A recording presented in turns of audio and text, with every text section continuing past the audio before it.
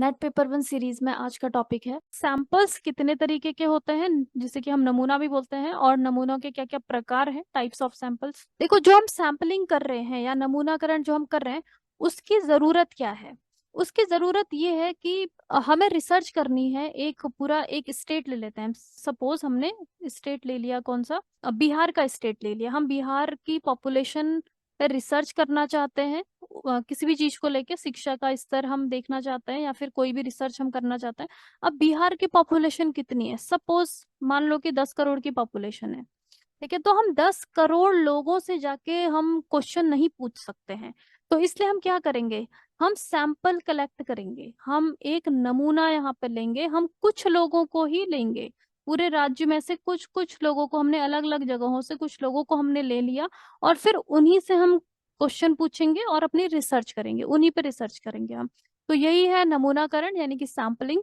इसमें जो पूरी आबादी यानी पूरा जो पॉपुलेशन है, उसके सिर्फ एक हिस्से की ही हम जांच करते हैं, और उससे जो हमारा रिजल्ट निकलेगा उसे हम पूरे का पूरा, जितनी पॉपुलेशन है उस पूरे पे हम उसको लागू कर देंगे। तो अब ये जो सैंपलिंग है, सेलेक्टिंग सैंपल्स, जो नमूने हैं, हम वो किस तरीके से उनका चयन करते हैं। ठीक है, अब जो अगर जनसंख्या छोटी है, ठीक है, अगर हमारा जो पॉपुलेशन है वो छोटा है, बहुत छोटी सी पॉपुलेशन है हमारी, सिर्फ हमें कोई ऐसी रिसर्च करना है जो कि सिर्फ 50 लोगों से रिलेटेड ही हमें रिसर्च करनी है, तो तब तो हम जितने भी 50 लोग हैं उन सबका डेटा हम एकत्र करेंगे, क्योंकि ये बहुत छोटा ही अमाउंट है, छोटा ही नंबर है। तो उन सबका हम डेटा एकत्र कर लेंगे यहाँ पे। ठीक है, लेकिन जब भी रिसर्च करी जाती है तो उसमें इस तरीके की स्थिति तो बहुत कम ही होती है कि हमें सिर्फ कम कम ही लोगों पे रिसर्च करनी हो। हमेशा यही होता है कि बहुत बड़ा होता है हमारा जो पॉपुलेशन होती है, जनसंख्या बहुत बड़ी होती है, तो हमें ज्यादातर सैंपल कलेक्ट करना ही पड़ता है। जो हम सैंपलिंग कर रहे हैं, जो हम नमूनाकरण कर रहे हैं, उसके हमें लाभ क्या क्या मिलते हैं। सबसे पहले तो अनुसंधान की कुल लागत में कमी, यानी कि जो हम रिसर्च कर रहे हैं, रिसर्च में क्या लगता है, फंड्स लगते हैं, काफी पैसा लगता है यहाँ पे। तो अगर हम बहुत बड़ा सैंपल ले लेंगे, यानी कि सबसे जाके हम क्वेश्चंस पूछ रहे हैं, सब पे हम रिसर्च कर रहे हैं, तो उसमें बहुत ज्यादा फंड्स लग जाएगा। लेकिन उसकी जगह अगर हम एक नमूना, एक सैंपल यहाँ पे ले लेते हैं छोटा सा, तो उस पे क्या होगा कि हमारा जो अनुसंधान है उसका, उसमें फंड्स भी कम लगेगा, समय भी कम लगेगा। और बहुत सारे केसेस होते हैं जिनमें कि हम सिर्फ सैंपल पे ही रिसर्च कर सकते हैं, पूरी पॉपुलेशन पे हम नहीं कर सकते हैं रिसर्च। अब जो सैंपल है, ठीक है, हमने सैंपल ले लिया, इस पे हमने डेटा कलेक्ट किया, रिसर्च करी, इससे जो निष्कर्ष हमारे निकलते हैं, जो रिजल्ट लास्ट में हमें मिलते हैं, उसको प्रभावित करने वाले कुछ कारक होते हैं। जैसे कि सबसे पहले तो नमूना आकार, सैंपल साइज, कि हमने कितना सैंपल लिया, कितने लोगों का हमने सैंपल कलेक्ट किया।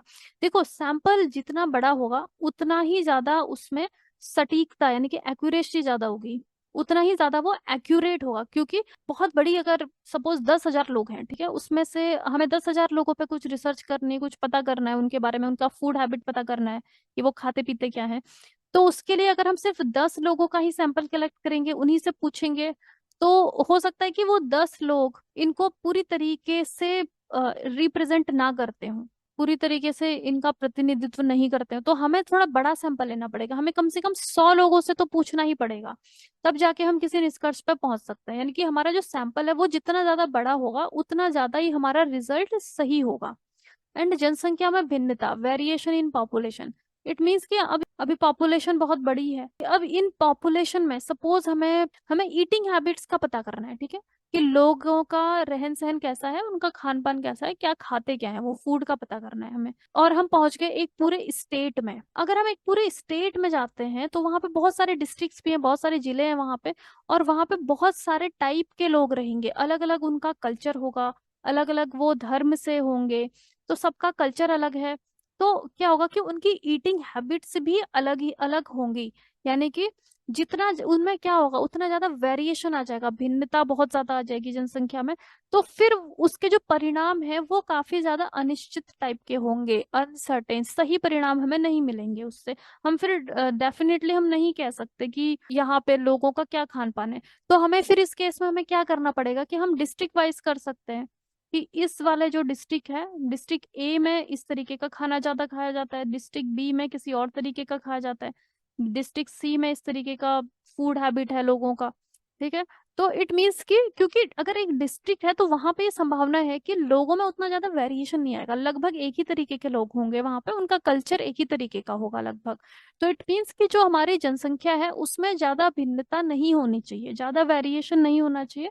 अगर बहुत ज्यादा वेरिएशन हो जाएगा तो हमारा रिजल्ट जो है रिसर्च का रिजल्ट उससे प्रभावित हो जाएगा। लेकिन फिर भी हमें रिसर्च करनी है एक बहुत बड़ी पॉपुलेशन पे जहाँ पे कि बहुत ज्यादा कल्चर के लोग रहते हैं, ठीक है, हमें वहीं पे करना है रिसर्च। तो हम क्या करेंगे कि जो हमारा नमूना आकार है, यानी कि जो सैंपल का साइज है, फिर हम बहुत बड़ा सैंपल साइज लेंगे, फिर हम छोटा सैंपल साइज नहीं लेंगे, बहुत सारे लोगों से बहुत सारे लोगों का सैंपल कलेक्ट करेंगे और फिर हम रिजल्ट पे निकलेंगे।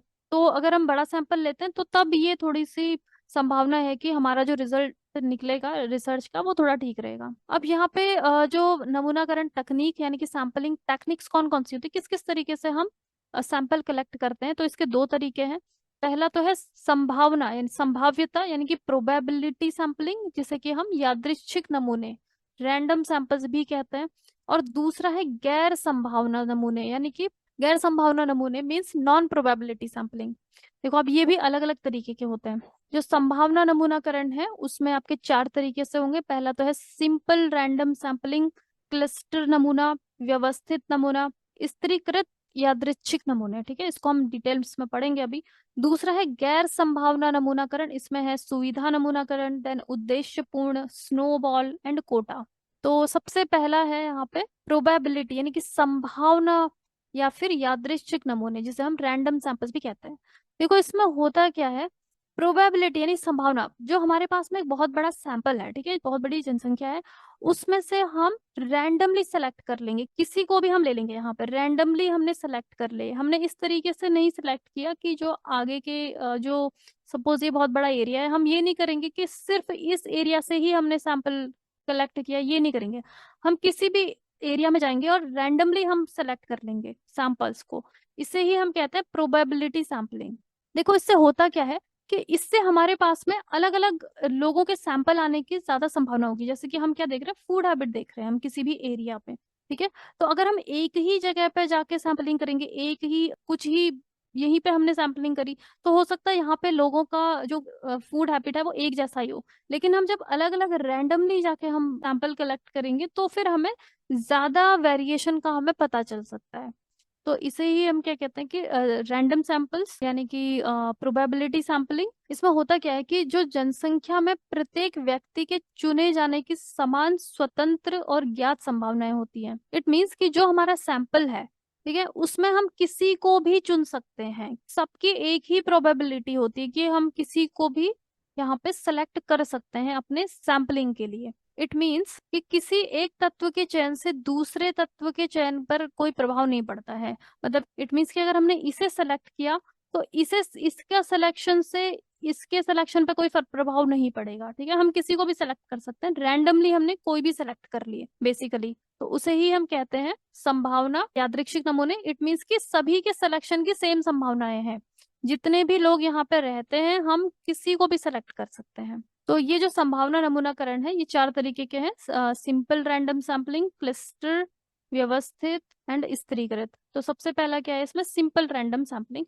तो ये सिंपल ही है कि हमारे पास में ये इतने लोग हैं, इनमें से हमने सैंपल कलेक्ट करना है, हमने रैंडमली कोई भी चूज कर लिया, हमने इसे इन 5 लोगों को हमने रैंडमली बिना कुछ भी सोचे हमने इनको सेलेक्ट कर लिया, तो इसे हम क्या कहते हैं, सिंपल रैंडम सैंपलिंग। फिर दूसरा आता है स्त्रीकृत रैंडम सैंपलिंग, स्त्रीकृत यादृच्छिक नमूना।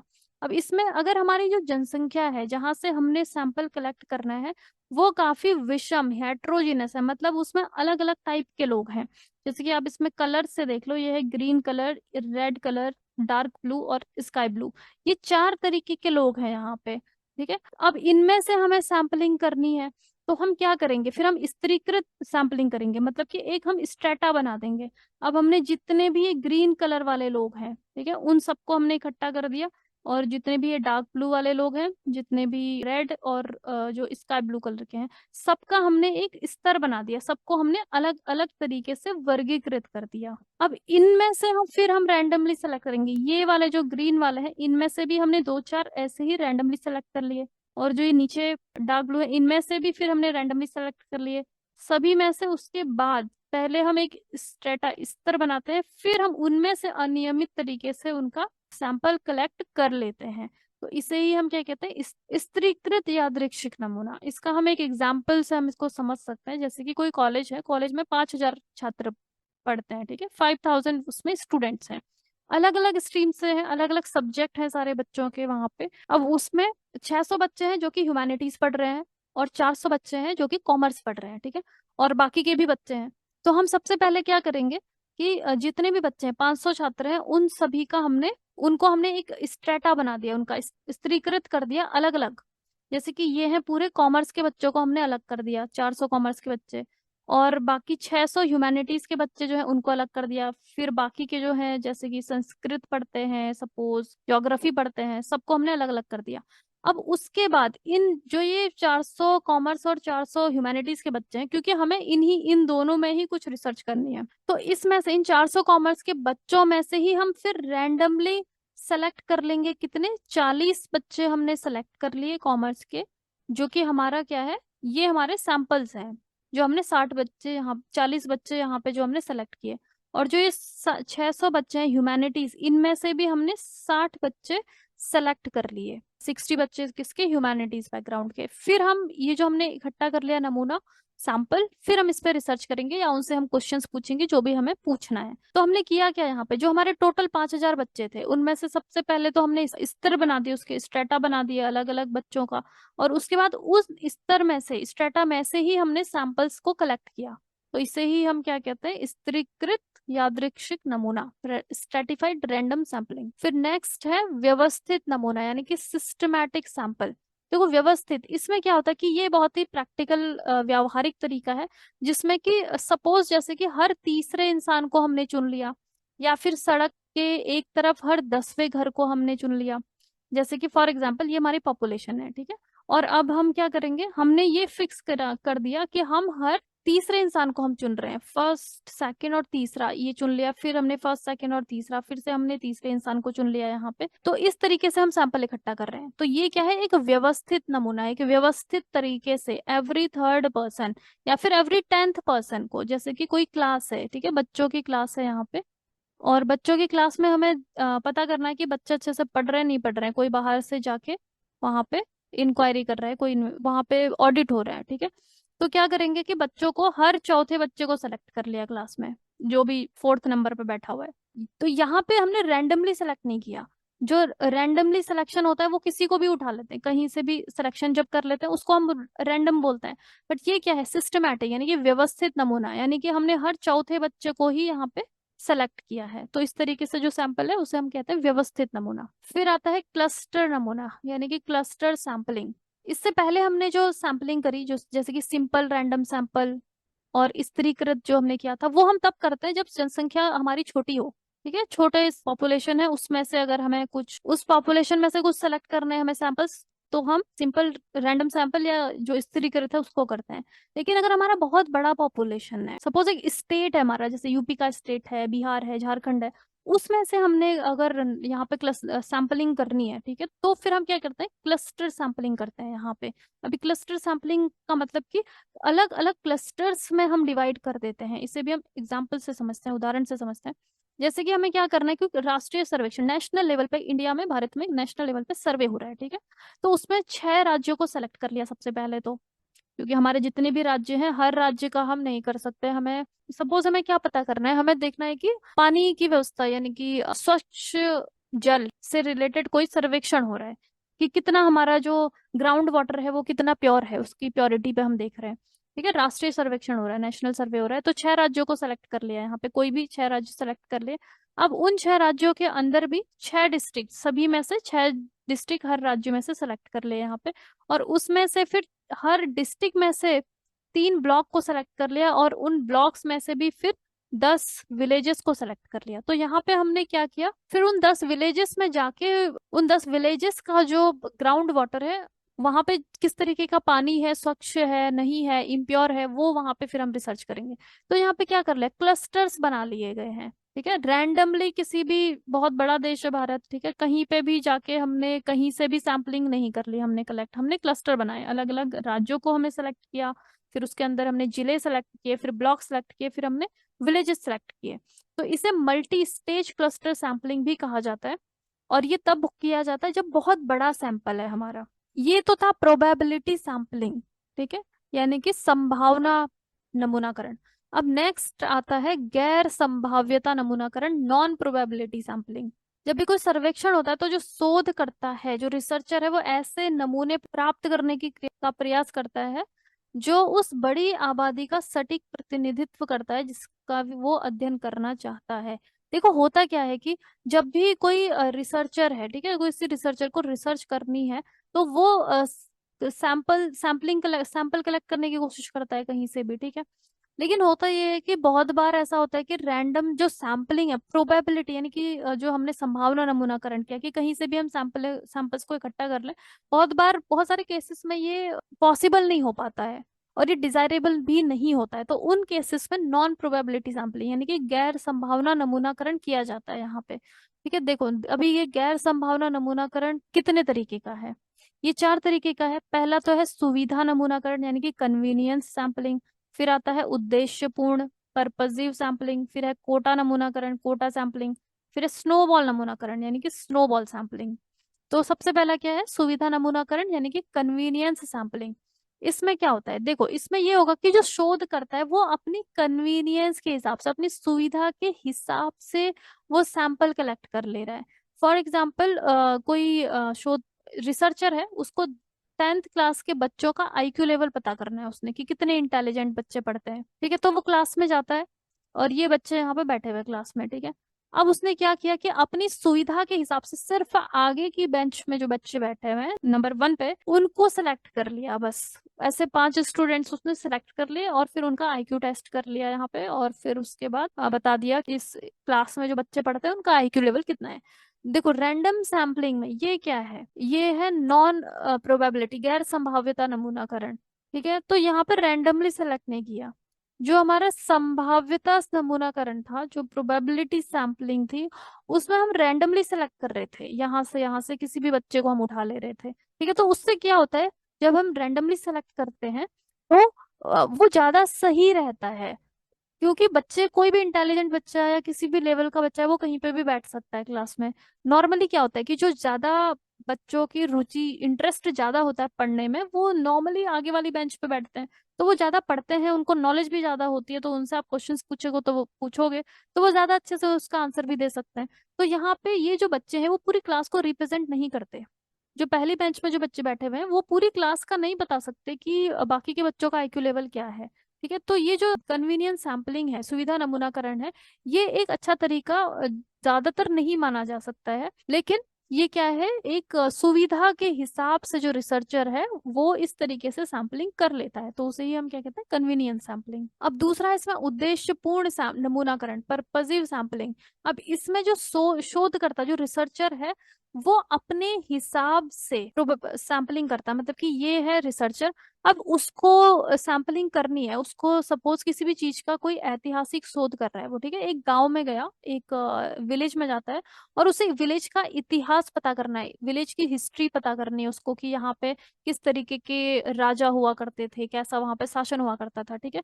तो वो विलेज में जाके किसी भी इंसान को नहीं चूज करता है, जैसे कि प्रोबेबल जो हमारा रैंडम सैम्पलिंग था हम कैसे कर रहे थे, किसी को भी चूज कर ले रहे थे, ठीक है, संभावना जो सैम्पलिंग थी उसमें। लेकिन यहाँ पे वो क्या करेगा, वो अपना जो बुद्धि है उसका इस्तेमाल करेगा और उन लोगों को ही वो सेलेक्ट करेगा जो उसको लगता है कि हाँ ये जो लोग हैं, जैसे कि कोई बुजुर्ग है, कोई वृद्ध इंसान है, ओल्ड इंसान है, उसको ज्यादा नॉलेज होगी, तो ऐसे ही लोगों को वो सेलेक्ट करेगा जिसे उसे लगता है कि ये नॉलेज मुझे दे सकते हैं। तो यहाँ पे भी रैंडमली किसी को भी सिलेक्ट नहीं किया गया है, यहाँ पे उद्देश्यपूर्ण कि जो उसका उद्देश्य है, जो उसका पर्पस है, उसके हिसाब से वो लोगों को सेलेक्ट करता है। जैसे कि ये 60 साल का कोई इंसान है, 70 साल का कोई इंसान है, उनको वो सेलेक्ट करता है अपने उसको जो रिसर्च करनी है उसके हिसाब से।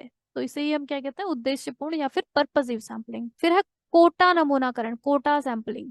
देखो इसमें क्या होता है कि जो शोध करता है कई श्रेणियों में से प्रत्येक में निर्धारित संख्या में लोगों को ढूंढता है। मतलब कि फॉर एग्जाम्पल अभी जो कोटा नमूनाकरण है ये एक पूरा सपोज पॉपुलेशन है, और इसमें कुछ रिसर्च करनी है, ठीक है। इसमें अलग अलग तरीके के लोग हैं, जैसे कि हम जेंडर की बात कर लेते हैं, ठीक है, कि अलग अलग जेंडर को, महिलाओं को, पुरुषों को दी जाने वाली सुविधाओं पे कुछ रिसर्च करनी है। तो सपोज ये क्या है, ये मेल है, ये पुरुष प्रजाति, और ये आपके क्या है, महिलाएं हैं, ठीक है, और ये आपका सपोज थर्ड जेंडर है। तो क्या कर रहा, सबसे पहले तो इनको अलग अलग, इनका एक क्लस्टर टाइप का बना लिया, कोटा हम जिसको बोल सकते हैं, ठीक है, और उसमें से फिर एक एक को ले लिया, इसमें से एक इंसान को ले लिया, इसमें से एक को ले लिया, इसमें से एक को ले लिया। तो इसे हम क्या कहते हैं, कोटा नमूनाकरण। तो यहाँ पे जो शोध करता है वो अपना जो मेन क्राइटेरिया है उसके हिसाब से आबादी तक पहुंचने का आसान सैंपलिंग है। तो मतलब कि जो पूरी जो जितनी पॉपुलेशन है उसको अलग अलग कैटेगरी में डिवाइड कर देते हैं, सबसे पहले अलग अलग कैटेगरीज बना लेंगे, और फिर उन कैटेगरीज में से ही एक एक सैंपल्स को ले लिया जाता है यहाँ पे। तो इसे ही हम कहते हैं कोटा नमूनाकरण, कोटा सैंपलिंग। फिर आता है स्नोबॉल नमूनाकरण, स्नोबॉल सैंपलिंग। अब इसमें क्या होता है कि जो रिसर्चर है, ठीक है, वो सबसे पहले कुछ सैंपल्स कलेक्ट करता है। उसे सपोज कि किसी चीज के बारे में कोई जानकारी पता करनी है, सपोज वो कोई औषधि, ठीक है, जो कि किसी गांव वाली एरिया में, कोई जंगल वाली एरिया में वो जाता है, और वहां पे जो जनजातियां रहती हैं, ठीक है, क्योंकि उनको बहुत नॉलेज होता है, जो भी लोग वहां पे रहते हैं उनको मेडिसिन का बहुत नॉलेज होता है, मेडिसिन बहुत तरीके के जो पौधे होते हैं, बहुत सारे मेडिसिनल प्लांट वहां पे मिलते हैं, उनकी उनको नॉलेज होती है, ठीक है। तो वो क्या करेगा, उसको किसी मेडिसिन का पता करना है, किसी प्लांट का पता करना है, तो वो सबसे पहले वहां पे जाके कुछ लोगों को सेलेक्ट कर लेता है, इनिशियल सैंपल 3 लोगों को उसने सेलेक्ट कर लिया। अब ये 3 लोग उसको ये बताते हैं कि आपको और ज्यादा जानकारी ये बाकी के जो 4 लोग हैं ये देंगे, ठीक है, और फिर ये बताते हैं कि आपको और जानकारी कौन दे सकता है, ये दे सकते हैं बाकी के लोग। तो इस तरीके से उसने पहले तो एक सैंपल कलेक्ट कर लिया, लेकिन बाकी के जो सैंपल्स हैं, वो जो सैंपल कलेक्ट किया था, जिन लोगों को उसने चुना था, वो दूसरे लोगों को रिफरेंस करता है कि आप उनसे जाके मिलो, वो आपको फिर और जानकारी देंगे। तो इस तरीके से जो सैम्पलिंग होती है उसे कहते हैं स्नोबॉल नमूनाकरण, ठीक है। तो इस तरीके से जो सैम्पलिंग है हमारी अलग अलग तरीके की हो सकती है, दोनों दो तरीके की, जैसे मैंने आपको बताया, संभावना नमूनाकरण और गैर संभावना नमूनाकरण।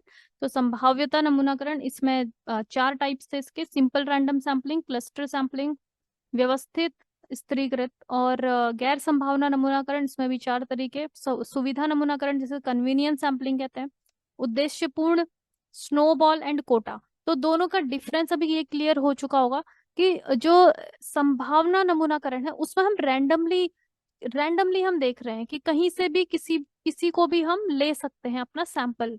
लेकिन यहाँ पे जो गैर संभावना है, इसमें हम रैंडमली नहीं लेते, किसी को भी नहीं लेते, हम कुछ ना कुछ, जैसे कन्वीनियंस वाले सैम्पलिंग में आपने देखा कि कुछ बच्चों पे अगर उनका आईक्यू टेस्ट करना है तो सिर्फ आगे की बेंच में बैठे हुए बच्चे ही हमने सेलेक्ट किए, ठीक है, यहाँ पे हमने रैंडमली सेलेक्ट नहीं किए। उद्देश्यपूर्ण में ये देखा कि जो रिसर्चर है वो, उसको जो लगता है अपने उद्देश्य के हिसाब से कि ये इंसान मुझे नॉलेज दे सकता है, अपने उद्देश्य के हिसाब से वो सैंपल कलेक्ट कर रहा है, रैंडमली किसी को भी नहीं ले रहा। स्नोबॉल में भी आपने देखा, और जो कोटा सैंपलिंग है उसमें भी।